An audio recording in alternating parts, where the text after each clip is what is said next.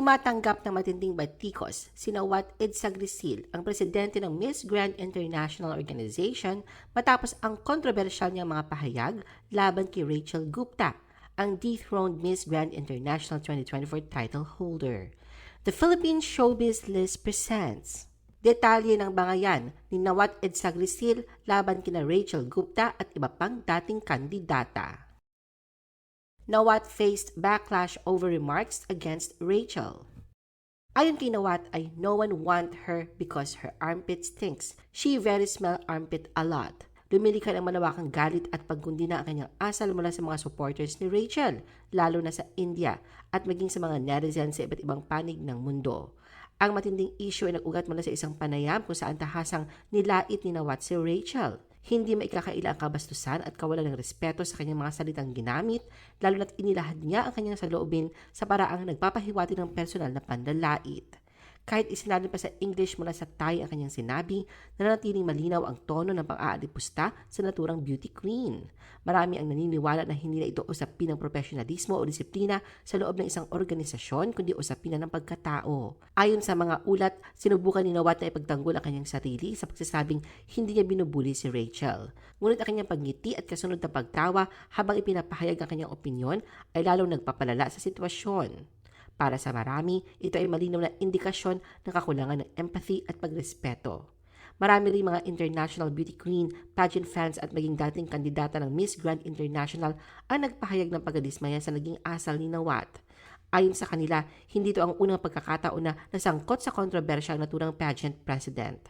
Ngunit ang insidenteng ito ang itinuturing na isa sa pinakagrabing paglabag sa etikal na pamantayan ng isang tagapangasiwa ng international pageant. Dahil dito, nananawagan ngayon ng ilang sektor na magkaroon ng accountability ang pamunuan ng Miss Grand International Organization. Hinihiling ng marami na humingi ng tawad si Nawat, hindi lamang kay Rachel, kundi pati na rin sa publiko na patuloy na sumusubaybay at nagbibigay suporta sa kanilang kompetisyon. Rachel received support from fellow Miss Grand contestant. Naglabas ng saloobin si Oliver Nakakande, ang kinatawan ng Uganda sa Miss Grand International 2022 kaugnay ng mga kontrobersyang ibinunyag ni Rachel. Sa pamamagitan ng kanyang pahayag, ipinakita ni Oliver ang pakikiisa at kumpirmasyon sa mga inilantad ni Rachel hinggil sa mga umano'y hindi kaaya-ayang karanasan ng ilang kandidata sa ilalim ng Miss Grand International Organization. Sa isang video na ibinahagi ni Rachel sa YouTube, isinalaysay niya ang kanyang mga naranasan sa panahong hawak niya ang titulo. Tinalakay niya ang di umano'y kawalan ng maayos sa suporta mula sa MGI, mga pangakong hindi natupad at ang pakiramdam ng pagiging hindi pinahahalagahan bilang isang beauty queen. Ang kanyang pagbubunyag ay umani ng malawak na atensyon mula sa mga pageant fans at agad ding nakarating sa ibang naging bahagi ng Miss Grand competitions. Bilang isang naging bahagi ng parehong organisasyon, pinatutuhanan ni Oliver ang ilang bahagi ng salaysay ni Rachel.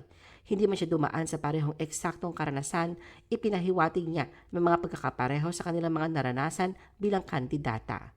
Ang kanyang pag-amin ay lalo pang nagpatibay sa mga puna sa organisasyon at nagpahiwatig na hindi iisang tao lamang ang may ganitong pananaw. Bago sumali sa Miss Grand, si Oliver ay naging kinatawan na rin ng Uganda sa Miss World 2019. Kilala siya sa kanyang talino, tapang at advokasya para sa edukasyon at kababaihan. Habang hindi pa nagbibigay ng tugon ang Miss Grand International Organization sa mga aligasyon, patuloy ang diskurso online. Maraming netizens ang nagpapahayag ng pagkakabahala at suporta sa mga nagsasalita at may mga panawagang magkaroon ng mga reforma sa pageant industry upang matiyak ang dignidad at kapakanan ng bawat kalahok. Ano ang masasabi mo sa video na ito? Mag-like o mag-react at huwag mahiyang mag-comment. For our YouTube viewers, huwag kalimutan mag-subscribe at i-hit ang notification button. At para sa aming Facebook viewers, mag-like at follow sa aming Facebook page para updated ka sa mga showbiz chika. Thanks for watching!